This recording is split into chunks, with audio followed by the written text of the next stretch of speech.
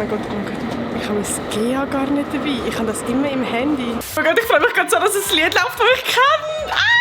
Und ich glaube, da würde ich fast sagen, dass mittlerweile die heutige Technologie fast ein bisschen zu weit gegangen ist, wenn man das so sagen kann. Ich bin definitiv handysüchtig. Jetzt nicht nur, weil ich Influencerin bin und mein Geld mit Content produzieren verdiene, sondern einfach, weil ich täglich Kontakt mit meinen Friends habe, Musik hören oder ja, irgendwie sonst auf Social Media bin und mich unterhalten. Ich benutze mein Handy zum Telefonieren, Chatten, Bilder und Videos machen, E-Mails schreiben, für Musik, E-Banking, als Wecker, Kalender, Uhr, Taschenrechner, Taschenlampe, Google Maps und Notizen. Aber was wäre, wenn ich ganze 3 Tage auf mein Handy verzichten würde? Vor allem, weißt du, vor ein paar Jahren ist das ja easy möglich gewesen. Ich meine, nur schon eine Generation oben an uns ist ohne Smartphone aufgewachsen und hat die ganze Jugend ohne Smartphone verbracht. Ja, darum will ich eigentlich herausfinden, ob ich das auch schaffe, zumindest für 3 Tage, was das an meiner Handysucht verändert und was ich mit meiner freien Zeit alles so mache. Das Einzige, was ich benutzen darf, ist ein Klapp-Handy von meiner Großmutter. Cheers. Einfach so, um die nötigsten Telefonate machen und irgendeinen Menschen erreichen in einem Notfall. Aber das wird halt actually erst nur eine Challenge, weil ich hasse telefonieren. Also ich hasse es. Vielleicht können wir auf dem Ding sogar SMS schreiben, aber das wird halt auch fette Pen. Ich meine, schau dir die Tastatur mal an. Wie willst du da eine Nachricht verfassen? Und ich darf meinen Laptop benutzen, allerdings nur zum Arbeiten, also nicht irgendwie für Social Media oder mit Leuten schreiben können oder sonst irgendetwas, höchstens Mails. Aber ja, zum noch irgendwie arbeiten. Im Durchschnitt brauche ich mein Handy am Tag fast 10 Stunden. Ja, ich bin selber überrascht, als ich das gesehen habe. Und ich finde es actually, glaube ich, recht schwierig, zum 3 Tage auf mein Handy zu verzichten, vor allem, weil ich dann keinen Kontakt habe mit gewissen Menschen, also gerade die weiter weg wohnen oder die ich nicht jeden Tag sehe. Ich wollte wissen, ob mein Umfeld und allgemein Jugendliche in meinem Alter das auch so ein bisschen wie ich empfinden und ich habe darum mal ein paar Friends von mir gefragt. Könntest du 3 Tage ohne dein Handy auskommen? Also ich habe schon das Gefühl, dass ich 3 Tage ohne Handy würde klarkommen, aber es wäre sicher schwierig. Aber wahrscheinlich stellt man sich auch schwieriger vor, als es dann wirklich wäre so. Grundsätzlich nicht. Ich müsste zuerst die Leute bei der Arbeit informieren. Wenn halt gewisse Sachen geschrieben werden oder ich müsste informiert werden, dann würde ich einfach nichts mitbekommen. Ich könnte wahrscheinlich schon 3 Tage ohne mein Handy auskommen, aber nur wenn ich mir so absichtlich sage, ich lege jetzt mein Handy weg. Also so ganz normal im Alltag, glaube ich, keine Chance, um ohne Handy auszukommen. Was wäre die grösste Schwierigkeit? Sicher zum einen den Kontakt mit Menschen so aufrechtzuerhalten und allgemein einfach so ein bisschen die Beschäftigung, die man einfach automatisch hat durchs Handy. Kontakt mit den Kollegen, mit der Familie. Die Sucht nach Social Media, das klingt verdammt dumm, so die Ablenkung zwischendrin. Laut meiner Community würden 60% sagen, dass sie es ebenfalls schwierig fänden, um ohne Handy auszukommen. Die häufigst genannten Gründe wären keine Musik, kein Kontakt mit Freunden, Family oder Partner, aber auch, weil sie das Gefühl hätten, sie würden etwas verpassen. Würdest du auch sagen, du bist handysüchtig? Ich würde mich definitiv als handysüchtig bezeichnen so. Ich glaube, von unserer Generation sind die meisten Leute handysüchtig. Darum würde ich mich jetzt schon auch eher als süchtig bezeichnen. Ich würde auf keinen Fall sagen, dass ich mit einer Bildschirmzeit von 7 bis 9 Stunden am Tag handysüchtig bin. Momentan ist meine Bildschirmzeit auf 5,5 Stunden, was eigentlich voll geht, weil sie früher noch viel höher war. Ich sage mal, wenn ich am Arbeiten bin, zwischen 2 und 3 Stunden pro Tag und am Wochenende 3 bis 5. Also was ich auch mega crazy gefunden habe, ist, dass nicht nur ich, sondern sich auch etwa 60% als handysüchtig bezeichnen würde und sie durchschnittlich 4 Stunden am Tag am Handy verbringen. Das wären im Jahr ganze 60 Tage. Was? Ja, ich habe das Ganze auch bei mir ausgerechnet. Und ich bin auf 151 Tage gekommen. 151 Tage? Was? Alter, ich hätte so viel Gescheites machen in dieser Zeit. Darum würde ich sagen, wir kehren zurück zu den alten Zeiten, wo es noch kein Smartphone und auch keine Social Media gegeben hat. Yeah. Und wir tun jetzt mein Handy für 3 Tage einschliessen. Alter, wieso tue ich mir überhaupt so etwas an? Also ja, ich sollte vielleicht mal allen schnell Bescheid geben. So, yo, ich verpiss mich für 3 Tage. Peace out. Vielleicht haben sie es schon gecheckt. Ich darf jetzt 3 Tage mein Handy nicht benutzen. Und darum werden ihr wahrscheinlich jetzt auch 3 Tage nicht mehr von mir hören. Geniessen die Zeit mal ohne meine Fresse und wir sehen uns in 3 Tagen wieder. Bye! Ah, das ist so komisch. Ich tue jetzt mein Handy in so einen Beutel. Yeah, oh. Yeah. So, mein Handy ist weg. Ich gehe jetzt pennen. Die Frage ist jetzt, wenn ich meinen Wecker stelle. Das ist eigentlich meine Dekoration. Den benutze ich sonst actually gar nie. Ich kann halt nicht mal schlummern. Ich glaube im Fall, der hat keinen Akku mehr. Oh, das sieht nicht so gesund aus. Egal, es ist mal Samstag, es wäre nicht allzu schlimm, wenn ich jetzt verpenne. Aber es wäre gleich wack. Gute Nacht. Bro, der Wecker hat gar nicht geschaltet. Ich bin wach. Normalerweise würde ich jetzt eigentlich jeden Tag gefühlt eine halbe Stunde am Handy sein und alle Nachrichten abchecken, was es so für News gibt. Vielleicht ein paar Stories durchgehen, wirklich irgendwie weird, so im Bett zu sein und nichts zu tun habe. Macht das Sinn? Mega komisch. Der Vorteil war dafür, dass ich ziemlich schnell aus dem Bett gekommen bin, einfach weil es nichts zum Checken gegeben hat an diesem Klapp-Handy und man darum ziemlich schnell langweilig geworden ist. Und wenn ich ehrlich bin, war meine einzige Motivation, um aus dem Bett zu kommen, essen gewesen. Aber das war irgendwie komisch gewesen, einfach weil ich es mir nicht gewöhnt bin, alleine zu essen und nicht am Handy zu sein. Anschliessend habe ich mit dem Can telefoniert, doch ich habe etwas vergessen. So dumm. Wir haben jetzt aber eine halbe Stunde telefoniert und es ist gerade so eine Meldung gekommen, ich habe noch weniger als 10 Stutz zur Verfügung. Und das habe ich halt auch komplett vergessen. Ich kann halt gar nicht ewig telefonieren. Das ist ja richtig Pain. Ich muss jetzt irgendwie eine Unterhaltung finden, weil sonst trägt das durch, wirklich ich durch. Und darum bin ich auf die geniale Idee gekommen und habe meine Eltern gefragt, was sie so damals in ihrer Freizeit gemacht haben. Also früher, wenn es uns langweilig war, haben wir entweder Gummitwist gemacht oder wir sind im Wald Versteckis machen, Scheitli-Verbannis haben wir gemacht. Sag mir, mit wem Ball sollte ich... über die Schnur. Ich kann niemand, der das mit mir macht. Mal, ich komme mit dir in den Wald Scheitli-Verbannis. Man muss sich motivieren für etwas. Zum Beispiel das Kabel aufräumen. Das könnte man schön einwickeln. Zuerst könnte man es putzen, hygienisieren und schön einwickeln. Da haben wir etwas Gutes gemacht. Danke für deinen lehrreichen Tipp. Gern geschehen. Ich habe also irgendwie selber Initiativen ergreifen, um auf eine gute Idee zu kommen. Und ich muss sagen, das war gar nicht so einfach. Also ich hatte 1000 Ideen, aber es hat keine gegeben, wo ich wirklich Bock drauf hatte. Aber ich habe es trotzdem irgendwie geschafft. Ich habe mein Zimmer aufgeräumt, ein Buch angefangen zu lesen, was für mich echt ein Weltwunder ist, weil ich wegen der Schule Bücher nicht die beste Erinnerung habe. Ich bin mein Handy checken, das absolut keine Nachrichten hat. Habe Bilder gemacht, Nägel lackiert, habe wieder mein Handy checken, habe mit meinen Hasen gechillt, geöckelt, crazy, ja, telefoniert und sogar Französisch gelernt. Doch, das war auch nicht allzu einfach. Es ist gegenseitig auf Französisch. Ich kann nicht nachschauen, ich habe kein Handy. Es hat noch ein Diktionär bei uns im Büro. No. Früher war das so, da haben wir im Dix abblättert. Wie habt ihr mit einem Diktionär überlebt? Wir mussten. Manchmal findest du auch egal, jetzt schreibe ich mal etwas. Und wenn es falsch ist, ist es halt falsch. Aber dann lernst du ja gefühlt nichts, weil du ja alles falsch lernst. Vielleicht. Das Ding war halt, solange ich etwas zu suchen hatte, war es eigentlich mega easy. Und sobald ich nachher fertig war und mir langweilig war, wollte ich wieder unbedingt das Handy wählen. Grundsätzlich kann ich aber sagen, dass ich in dieser vielen Zeit, die ich auf einmal hatte, wirklich Sachen gemacht habe, die ich glaube mit dem Handy niemals gemacht hätte. Ja, und du hast im Fall sogar deine Haare gestreckt heute Morgen. Ich finde es mega cool.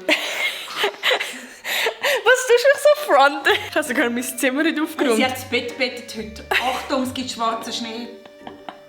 Es ist jetzt Samstagabend. Meine Eltern gehen jetzt an den Geburtstag. Mein Bruder geht nachher auch noch weg. Meine Schwester geht in den Ausgang. Das Ding ist, ich fände es überhaupt nicht schlimm, am Samstagabend irgendwie alleine daheim sein oder so. Also ich will dann safe eben irgendwie einen Film schauen oder mit Leuten chatten. Aber das kann ich ja jetzt auch nicht wirklich. Mann, es ist halt vor allem so sad, weil es könnte ja jetzt eigentlich sein, dass mir irgendjemand geschrieben hat, so «Jo, Nati, bist du auch noch jetzt noch in den Ausgang?» So in irgendeiner Gruppe oder keine Ahnung was. Aber ich weiss es halt nicht. Ich habe keine Ahnung. Ja, ich habe mir dann gedacht, ich hole mir so ein altes Radio von meiner Mama aus dem Keller, um ein bisschen Musik zu hören und einfach wenigstens die ein bisschen in den Ausgangsminute kommen. Elle promène ce regard de pierre, des chats qui n'ont pas de foyer, qu'on voit rôder au ciel. Und der Rest ist halt wirklich so...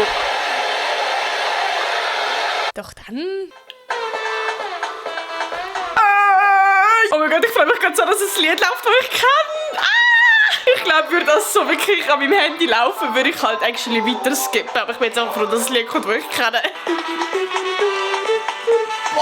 Ja, nach dem Lied habe ich dann eigentlich wieder pennen, aber das war auch nicht so einfach, weil... Ich schaue an mich so die ASMR-Videos zum Einschlafen. Das ist so nice. Und ja, das kann ich jetzt auch nicht mehr. Doch, das war nicht das grösste Problem. Shit, ich habe keinen Wecker. Der Brei geht nicht. Soll ich jetzt einfach beten, dass mein innerer Wecker mich weckt? Ich wünsche mir Glück. Gute Nacht.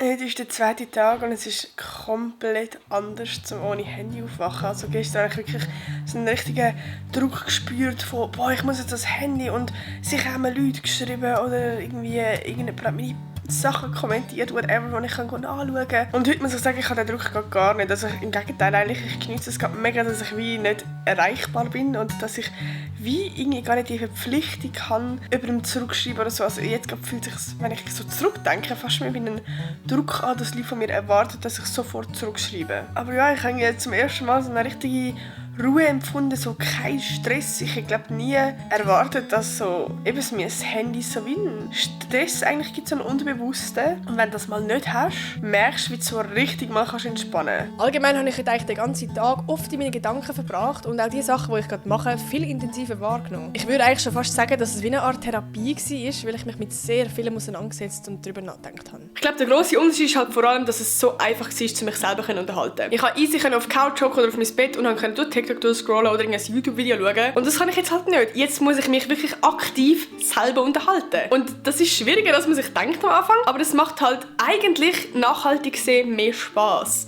Und es bringt mich eigentlich auch weiter. Also ich werde wahrscheinlich niemals in meinem Leben denken, boah, hätte ich doch in meiner Jugend mehr TikTok gescrollt und mehr YouTube-Videos angeschaut, sondern ich werde mir doch im Gegenteil mitdenken, boah, hätte ich doch mehr mit meinen Freunden gemacht, hätte ich mir mehr selber beigebracht. Irgendwie so etwas. Und das ist eigentlich mega schade, dass das in unserer Gesellschaft so normal geworden ist, dass man gar keine Hobbys mehr hat, sondern das Hobby eigentlich das Handy ist. Also ich nehme an, wenn die Frage kommt, was ist dein Hobby, werden die meisten Jugendlichen einfach antworten, entweder in den Verein, wo sie gehen, oder was sie für ein Instrument spielen. Wirkliche Hobbys hat die Jugend eigentlich gar nicht mehr. Ich finde es halt schon crazy. Ich glaube, gerade zu dieser Zeit haben wir das Handy wirklich nur genutzt, so in den Notfällen, beziehungsweise wenn wir wirklich schnell telefonieren mussten, um jemanden zu erreichen, um irgendetwas schnell Info durchzugeben. Darum ja, gerade im Vergleich zu heute hat es safe keine Handysucht gegeben. Und ich glaube, da würde ich fast sagen, dass mittlerweile die heutige Technologie fast ein bisschen zu weit gegangen ist, wenn man das so sagen kann. So, ich gehe jetzt zum Can, zu meinem Freund. Das erste Mal mit dem Auto weg ohne Handy. Das erste Mal allgemein aus dem Haus ohne Handy. Ich glaube, das wird richtig komisch. Ich meine, klar habe ich das Handy, aber was ist, wenn das kein Geld mehr drauf hat und ein Notfall ist? Und ich weiß nicht. Außerdem es schneit richtig fest aus. Also, ich wünsche mir Glück. Alter, der grösste Anschiss ist, ich kann keine Musik hören im Auto. Und ich gehe, also das ist meine Therapie, da im Auto laut Musik hören und singen. Das tut weh. Und ich merke gerade, ich bin recht froh, dass ich die Route zum Can weiss. Weil ich hätte auch keine Google Maps. Boah, der grösste Pain am Ganzen ist halt, dass ich literally kein Netz habe mit dem Can. Das ist wirklich fetter Pain. Aber ja, immerhin habe ich einen Wecker da, weil der Can mich in dem Sinn weckt. Wegen seinem Wecker. Morgen ist der letzte Tag und ich muss im Fall sagen, es ist mega blöd, aber ich finde es schon fast ein bisschen schade, dass morgen schon der letzte Tag ist. Das Ding ist aber, dass ich morgen auf Zürich arbeiten gehe und das nochmal eine weitere Herausforderung wird sein. Nur schon aus dem Grund, weil ich keinen Plan habe, wie, wo und wann ich auf den Zug muss. Ja, darum ist mir eigentlich nichts anderes übrig geblieben, als den Can zu fragen. 8:25 Uhr fährt der Bus. Okay, gute Nacht.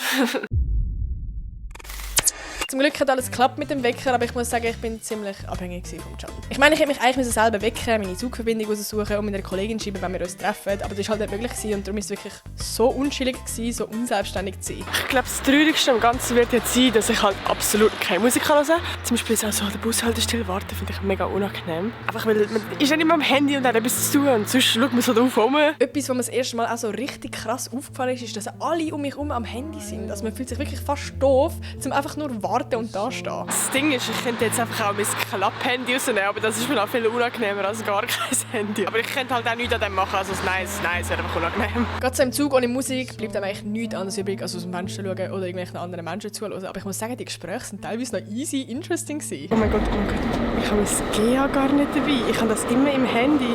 Ich zeige es immer auf dem Handy. Ich bete einfach, dass es kein Kontrolleur kommt. Da hinten wäre ein Kontrolleur gewesen. Juhu.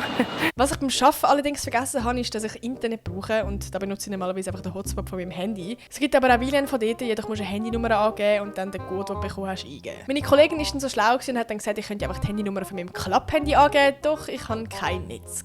Ja, somit hat mich auch mein Manager nicht erreichen und ich bin wirklich etwa 10 Minuten rumgelaufen, um Netz zu finden. Vor allem, als ich dann draussen war, hatte ich fast keinen Akku mehr an meinem Handy, so richtiger Stress, aber das hat gleich irgendwie geklappt. Der Arbeitstag ist um und ich muss sagen, das war eigentlich fast der chilligste Tag.